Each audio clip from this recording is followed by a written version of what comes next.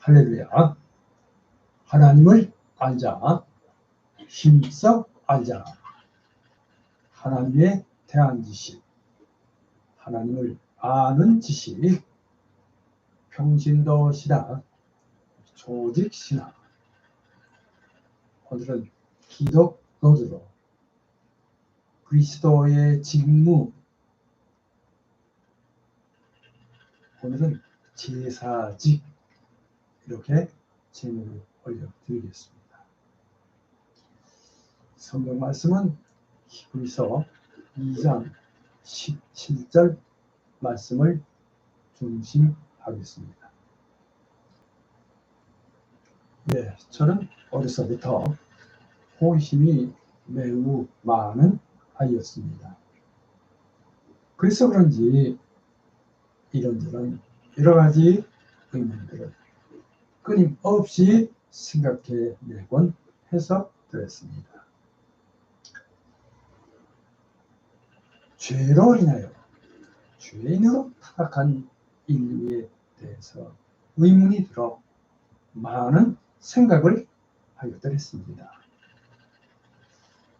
그러나 그 의문은 좀처럼 풀리지를 않고 저의 뇌리에서 사라지지를 않고 자리를 잡았습니다. 그러던 중 성인이 된 후 어느 날인가 성경을 읽던 이에 바로 이 말씀을 읽게 되었습니다. 말씀이 이러합니다.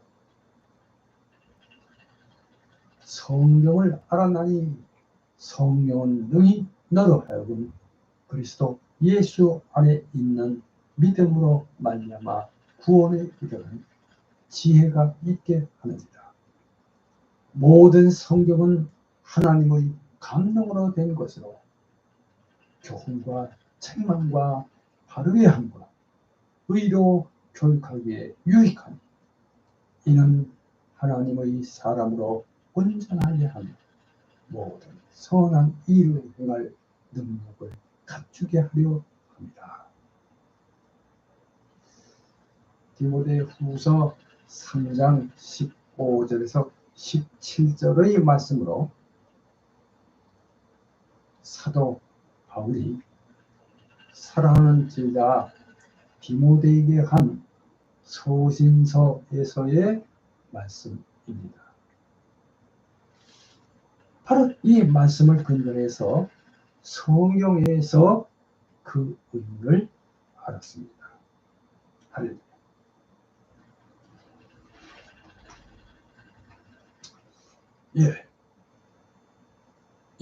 오늘은 기독교 믿음의 근간이라고 할 수 있는 조직 신학에서 알았습니다. 조직 신학, 기독론으로 그리스도의 직무, 그리스도의 제사직에 관한 진리를 알아봅니다.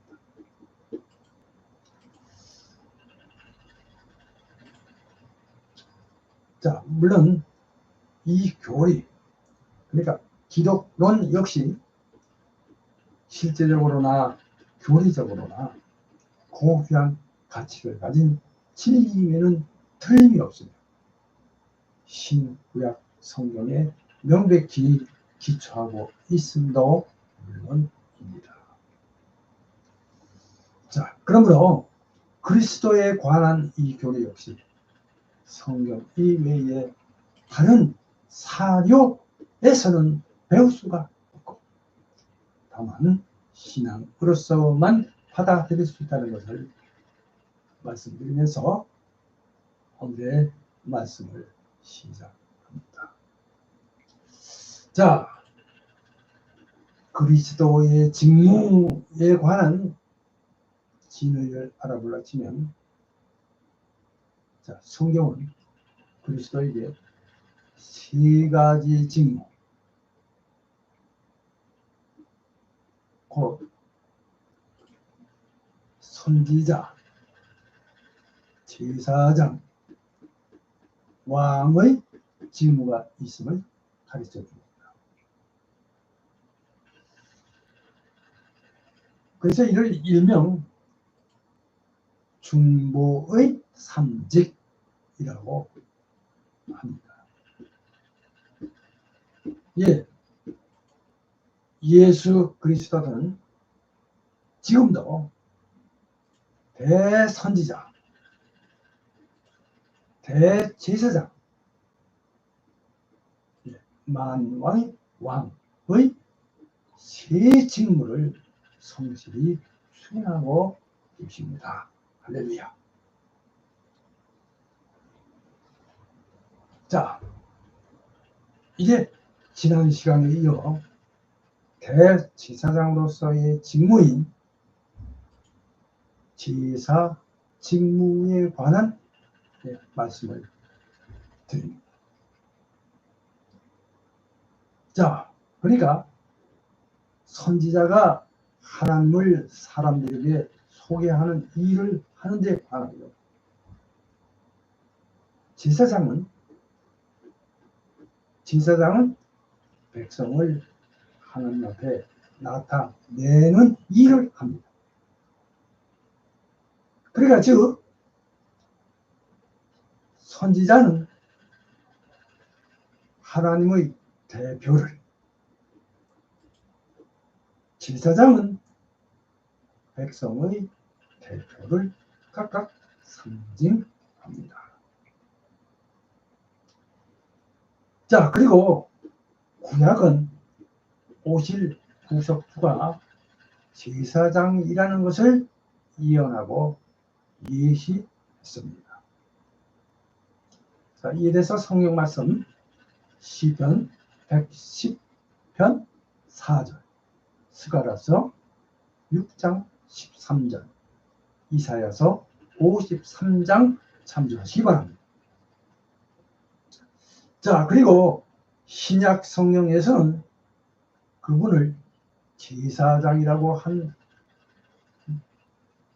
책이 하나 있습니다. 그것이 바로 히브리서입니다. 자, 히브리서에서는 여러 번 반복적으로 이 사실을 밝혀주고 있습니다. 자, 성경 말씀 히브리서입니다. 히브리서 3장 1절, 4장 14절, 5장 5절, 6장 20절, 7장 26절, 8장 1절 이렇게 참고하시기 바랍니다. 예, 그러나 여기 다른 저서들도 그의 제사장적 그 사역에 대해 가르치고 있습니다. 역시 이에 대해서는 자, 마태복음 10장 45절, 요한복음 1장 29절 등 여러 말씀들이 있습니다. 각각 참조하시기 바랍니다. 자, 예수 그리스도는 그의 택한 백성들, 그러니까 모든 신자를 대표하고 계신 대제사장이십니다. 할렐루야. 자, 이렇게 해서 이제 첫 번째, 자, 1번이 되겠습니다. 1. 제사장이란 어떠한 사람을 의미하고 있는가? 이렇게 첫 번째 질문을 올려드립니다. 자, 성경적으로 볼 때 예언자, 그러니까 선지자는 하나님을 백성들에게 소개하는 일을 하지만 여기 제사장은 백성을 하나님 앞에 나타내는 일을 합니다. 자, 그러니까 즉 제사장은 하나님께 나아가는 백성의 대표자 격입니다. 예, 이에 대해서 히브리서 5장 1절에서 2절을 참조하시기 바랍니다. 자, 그럼 예, 이 둘 다 선생이었으나 선지자들은 도덕적, 영적 의무와 책임 또는 특권을 강조했으나 여기 제사장은 의식, 예법, 그러니까 제사법을 준수함을 강조했습니다. 그리고 백성들로 하여금 하나님께 바로 접근하도록 가르쳤습니다. 예, 그뿐 아니라 제사장들은 하나님께 나가는 특권을 가졌으며 백성을 대신하여 하나님께 말씀드리는 특권을 가졌습니다. 할렐루야. 자, 그러므로 제사장은 백성의 대표자로서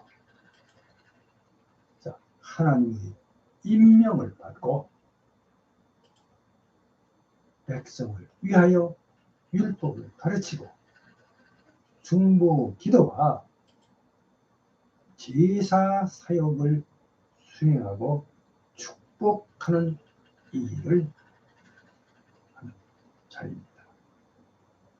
이에 대해서 히브리서 5장 1절에서 5절까지 참조하시기 바랍니다. 예. 히브리서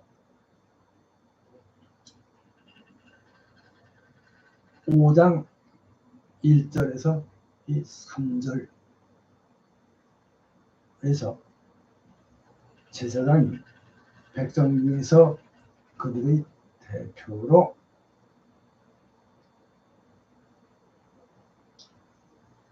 뽑혀 잠깐만요. 네. 다시 잠깐 말씀드리겠습니다. 자, 그러므로 제사장은 하나님의 특별하신 선택을 받아 그의 소유가 된 자이며 민수기 16장 5절 말씀, 히브리서 5장 4절 참조하시기 바랍니다. 그 다음에 도덕적으로 순결하고 주님께 거룩히 드림받은 자입니다.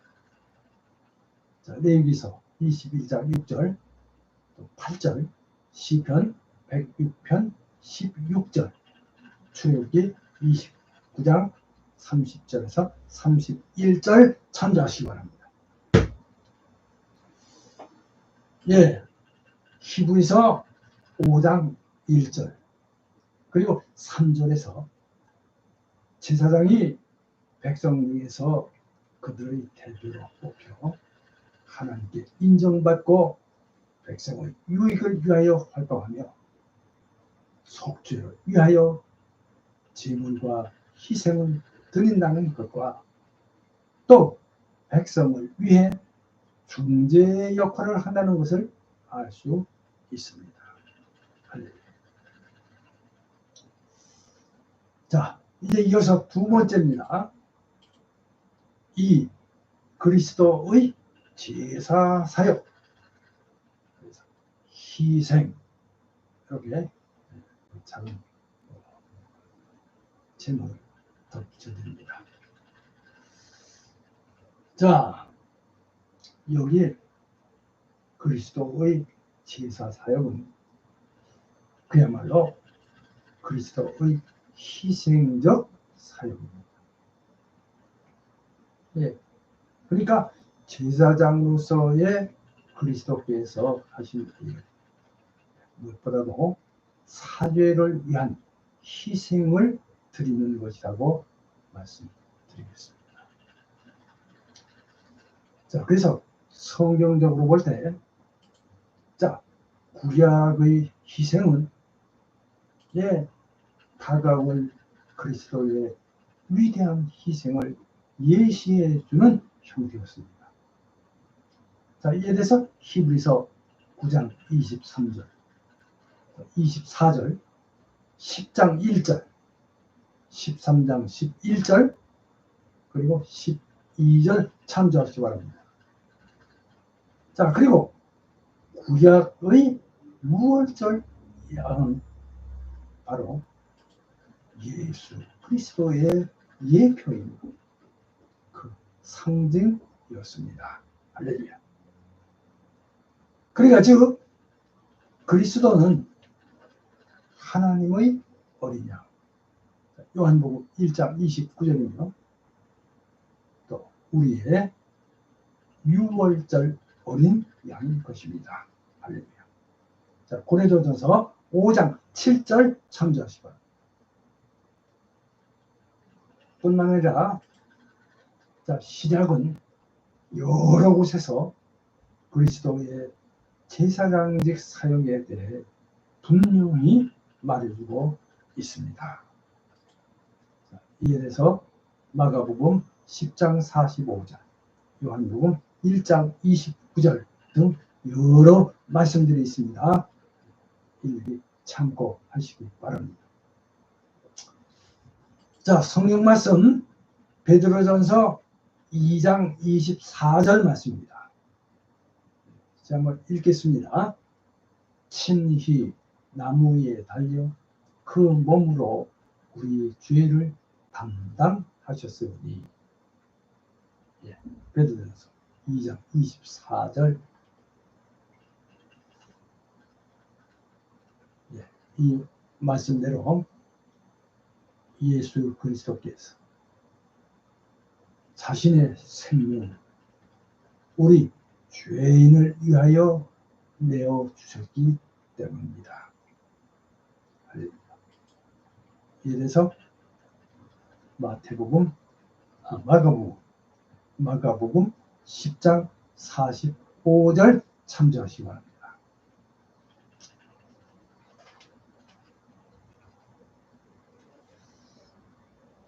자, 그리스도의 제사 사역은 특히 신약 성경 히브리서에 가장 명백히 기술되어 있습니다.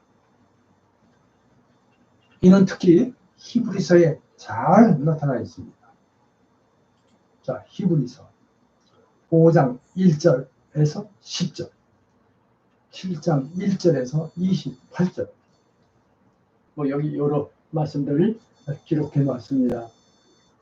일일이 참고하시기 바랍니다. 자, 여기서 중보자는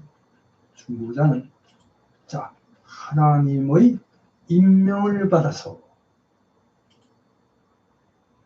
우리를 대신하여 자기를 희생하심으로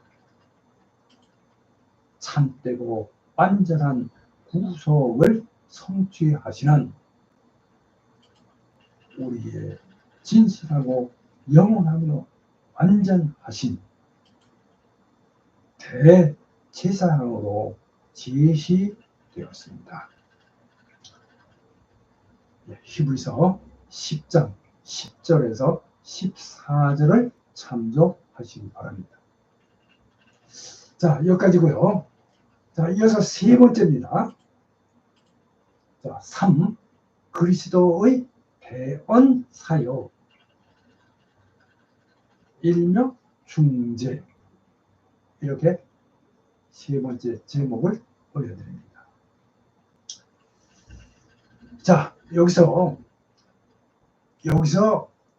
그리스도의 사역, 이 대언 사역 혹은 중재 사역은 자, 그의 속죄 제사의 그 기초를 두고 있습니다. 자, 그러니까 즉 제사 사역의 계속이요, 그 완성에 지나지 않습니다. 자, 로마서 8장 24절, 히브리서 7장 25절, 그리고 9장 24절 각각 참조하시기 바랍니다. 자, 제사장이신 그리스도는 죄를 위한 큰 희생을 드릴 뿐만 아니라 그의 백성 위에 중재의 역할을 하기도 하십니다. 자, 그러니까 그리스도께서는 요한복음 14장 16절에서 함축적으로 우리의 보혜사라고 불립니다. 자, 요한복음 14장 16절입니다. 제가 읽겠습니다. 요한복음 14장 16절. 내가 아버지께 구하겠으니 그가 또 다른 보혜사를 너희에게 주사 영원토록 너희와 함께 있게 하리니. 여기까지입니다. 요한복음 14장 16절 말씀입니다.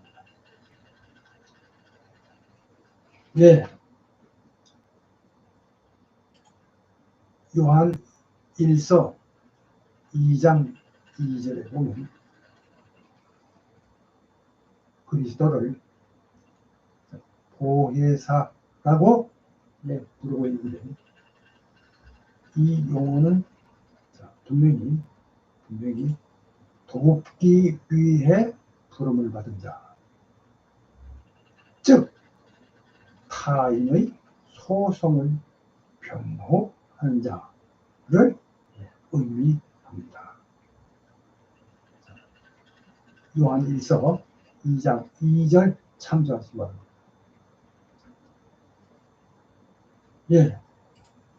신약 성경 로마서 8장 34절, 히브리서 7장 25절, 9장 24절, 요한일서 2장 1절 등은 그리스도를 중보자로 말해주고 있습니다.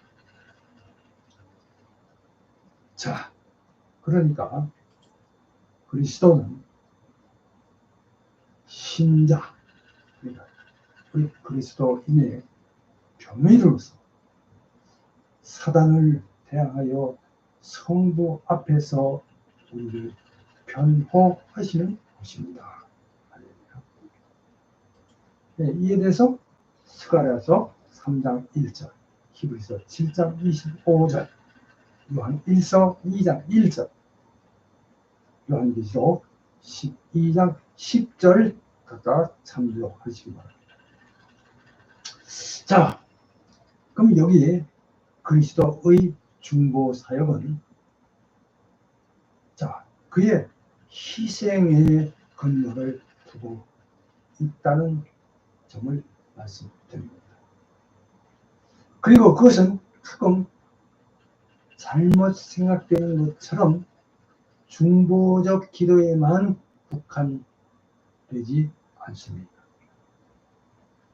그러니까 그는 하나님께 자신의 희생을 드림으로 자기 백성을 위한 신령한 축복을 요구하며 사단과 율법과 양심의 고수로부터 이런 신령한 축복을 보호하며 이들을 대적하여 일어나는 모든 것에 대하여 용서해 줄 것을 확증하며 성령의 역사를 통하여 그들의 예배와 봉사를 하나님께 올려드립니다.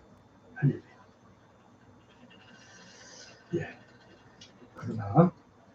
그러나 이러한 중보적 역할은 성질상 국한된 것으로 선택받은 자에게만 관계되어 있음을 말씀드립니다.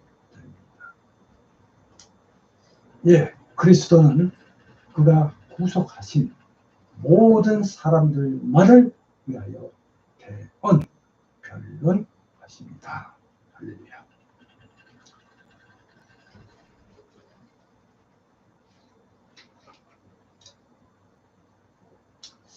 자, 그러니까 그의 모든 피택자,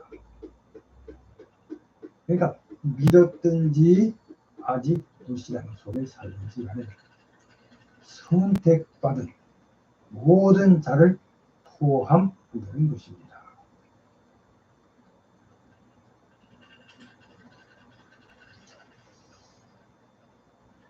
선택받은 모든 자를 포함한다는 것입니다. 자, 이에 대해서 요한복음 17장 9절, 20절, 히브리서 7장 24절에서 25절, 로마서 8장 29절, 그리고 33절에서 34절 각각 참조하시기 바랍니다. 예, 자, 여기까지고요. 자, 이어서 이제 결론입니다. 결론. 자, 이상 기독론의 그리스도의 직무로 그리스도의 제사 직무에 관한 진리를 알아봤습니다. 이렇게 예수 그리스도는 그의 택한 백성들, 그러니까 모든 신자를 대표하고 계신 대제사장이십니다. 자, 물론 이 역시 여러 가지 특성을 내포하고 있기에 이 교리 역시 신앙의 위대한 신비 중 하나, 인간의 이해를 훨씬 초월하고 있는 것임을 다시 한번 말씀을 드립니다. 자, 물론 이와 같은 교리는 성경 이외에 그 어떤 다른 사료로서는 배울 수가 없고 오직 신앙에 의해서만 받아들일 수 있다고 하겠습니다. 이제 여기서 중요한 것은 하나님께서 범죄하고 타락한 인간이 구원에 이르는 하나님을 아는 지식, 하나님에 대한 지식인 신지식인 성경, 이 성경으로 하나님을 알고 믿어 구원에 이르는 은혜에 참여하기를 원하시고 축복하신다는 점입니다. 이 점을 믿으시고 믿음생활 잘 하셔서 하나님의 구원에 이르시기를 주님의 이름으로 축복합니다. 자, 이어서 생각해 보니 오늘은 두 가지만 말씀드립니다. 첫째로 대제사장 예수 그리스도의 두 가지 사역. 자, 히브리서 2장 17절, 베드로전서 3장 18절을 참고하시고 생각해 보시기 바랍니다. 그 다음에 두 번째는 그리스도의 대언 사역이 신자들에게 갖는 의미, 히브리서 7장 24절에서 25절을 참조하시며 이 한 동안 생각해 보시기 바랍니다. 그럼 이제 다음 시간에는 더 좋은 말씀으로 함께 하겠습니다. 기도합니다.